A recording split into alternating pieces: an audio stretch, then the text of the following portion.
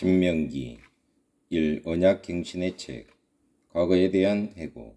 신명기라는 이름은 제2의 율법 또는 율법의 반복을 의미한다. 5장에서는 십계명이 다시 한번 나온다. 다른 많은 율법들도 신명기에서 반복되고 있다. 그러나 이미 주어진 율법들을 신명기에서 문자 그대로 반복하는 것은 아니다. 신명기는 그 나름대로의 특성을 가지고 있다. 신명기를 다른 모세오경의 책들과 비교해 보면 마치 요한복음이 다른 세 복음서들과 아주 다르듯이 전혀 다르다는 사실을 알 수 있다. 물론 이러한 차이점을 분별해내기는 쉽지 않다. 신명기 안에 나타난 아주 드문 특징을 우선 지적할 수 있을 것이다. 사실상 신명기는 모세가 행한 긴 설교이다. 요한복음서에서도 우리는 그리스도의 설교들을 볼 수 있다. 신명기에 기록된 모세의 말은 이스라엘의 역사를 이해하는 데 빛을 던져준다. 모세의 말을 통하여 우리는 이스라엘의 과거를 돌아볼 수 있다. 요한복음서에서도 마찬가지다. 신명기와 요한복음은 모두 하나님의 사랑을 강조하여 반복하고 있다. 설교. 신명기는 한마디로 모세의 설교라고 할 수 있다. 신명기의 첫 구절에서 모세가 죽기 바로 전에 행한 연설임을 분명히 밝히고 있다. 이스라엘 백성들은 모압 평지에서 장막을 치고 있었다. 가나안 땅은 아직 아무도 건너보지 않는 요단강 저편에 있었다.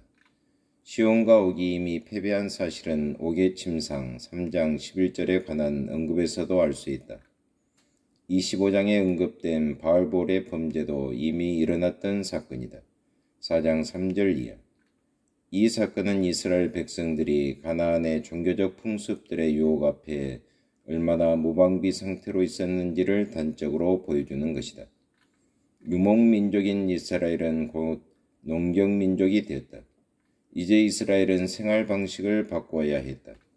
그 결과 그들은 가나안 땅의 신들을 붙잡고 싶은 유혹에 빠지게 되었다. 이러한 신들을 숭배하는 것은 매력이 있을 뿐 아니라 신나는 일이었다. 이스라엘 백성들도 가나안 사람들의 축제에 참여하고 싶어졌다. 그리하여 그들은 과거에도 가나안의 신들은 그 땅에 비를 내리고 풍성한 열매를 주셨다고 생각한 나머지 이제 이스라엘인 자신들도 농사를 잘 지으려면 이러한 신들을 받들어야 한다고 생각했던 것이다. 바알볼에서 이스라엘의 이치가 흔들리고 그 독특성이 무너질 위험에 처했던 것은 분명한 사실이다. 가나안에서의 형편은 어떠했는가? 물론 가나안의 모든 사람들이 즉시 멸절된 것은 아니었다. 그러나 이스라엘이 사실상 이방인의 풍습에 빠져가면서도 이름으로만 여호와를 섬길 위험에 처해 있었다. 반투족의 신뢰. 오늘날 이 문제를 잘 설명해주고 있는 반투의 세계를 보라. 남아프리카에 있는 반투족들 가운데는 수많은 파들이 있다. 그들은 기독교를 고대 반투 종교와 혼합하는 전형적인 신뢰이다. 그들은 성경에 대한 막연한 지식 때문에 마술적 정결의식을 정당화시키고 있으며 고대 부족사회 구조 속에서 찾아볼 수 있었던 성직자들의 복잡한 계급을 유지하고 있다. 이 사람들이 특정한 의미에서 종교적이라는 사실은 부인할 수 없다. 그렇지만 기독교와의 접촉에도 불구하고 그들은 거짓 종교의 혼란 상태로 빠져들고 있다. 이스라엘 백성들 가운데서도 이러한 일들이 있었다. 예를 들어 사사기와 열왕기서를 읽어보면 참 하나님에 대한 예배가 이처럼 거짓 종교들과 혼합되는 사실이 분명히 드러나고 있다. 이스라엘은 가나안의 종교들에 적응하였다. 이방 신들을 위한 희생의 장소마다 바알의 이름이 사라지고 여호와의 이름이 대신 등장했다.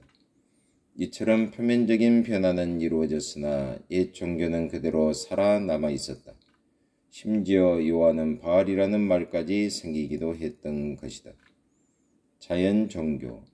이러한 위험성을 생각할 때 일부 로마 가톨릭 선교사들의 행동을 재고해 봐야 한다. 성상을 이교의 제단에 갖다 놓으면 본래 이방 종교가 기독교의 탈을 쓰고 자리를 잡게 된다. 로마 가톨릭이 선교지에서 이처럼 세력을 확장하는 것은 우연한 일이 아니다. 그들이 복음을 자연 종교 위에 건축하려고 하기 때문이다. 그들은 가능한 접촉점을 발견하려고 애를 쓴다. 그들은 자연인에 대하여 개신교에서 생각하는 것처럼 타락하고 부패한 존재로 생각하지 않는다. 율법을 충실히 지키라. 우리는 이러한 위험성을 염두에 두고 신명기를 읽어야 한다. 신명기는 여호와께 충성하라는 호소로 가득 차 있다. 이방 종교들은 무가치한 것이다. 그 땅의 신들 및 풍요의 신 바알과의 관계를 끊어버리라. 거짓 종교를 대항하며 그들과 타협하지 말라. 여호와에 대한 충성으로 시종 일관하라. 인위적인 종교를 의지하지 말며 여호와의 말씀인 토라를 지키라. 여호와를 섬기며 그의 언약을 지키라. 여호와께서 당신에게 바라시는 대로 이웃과 형제들에게 행하라. 오래전에 여호와께서 족장들과 언약을 맺으셨다. 나중에 호렙산에서 이스라엘과 언약을 맺으셨다. 이제 새로운 시대는 이방 신들이 울거리는 가나안 땅에 들어갈 준비를 갖추고 기다리고 있었다.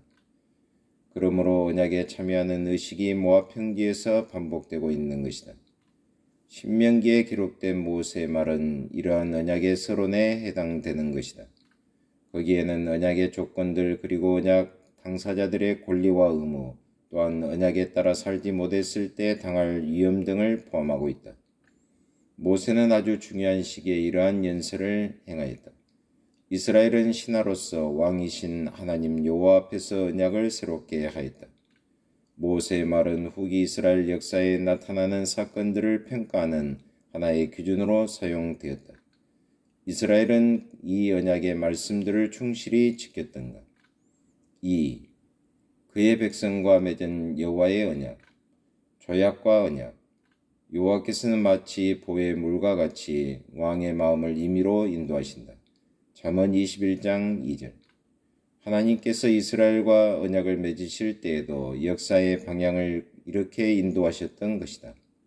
당시에도 민족들 사이에서 정치적 협정이나 조약을 체결하는 데는 일정한 방식이 있었다.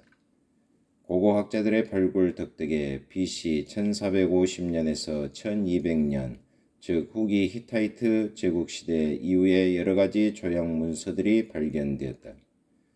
후기 히타이트 제국시대는 대략 이스라엘의 출애굽 시기와 일치한다.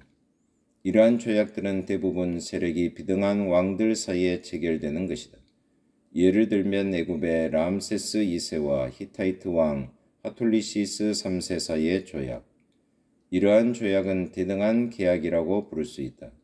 그러나 히타이트의 왕이 자기 아래에 있는 봉신들이나 민족들과도 계약을 맺을 수 있으며 이러한 조약이나 계약에 있어서는 그 왕이 영주가 될 것이다. 하나님 아버지 참으로 감사합니다. 오늘은 신명기서를 배움으로써 하루를 시작할 수 있도록 은혜를 베풀어 주심을 참으로 감사합니다. 오늘도 하나님과 동행하는 하나님께 영광 돌리는 하루가 되게 하여 주옵소서. 예수 그리스도의 이름으로 기도하옵나이다.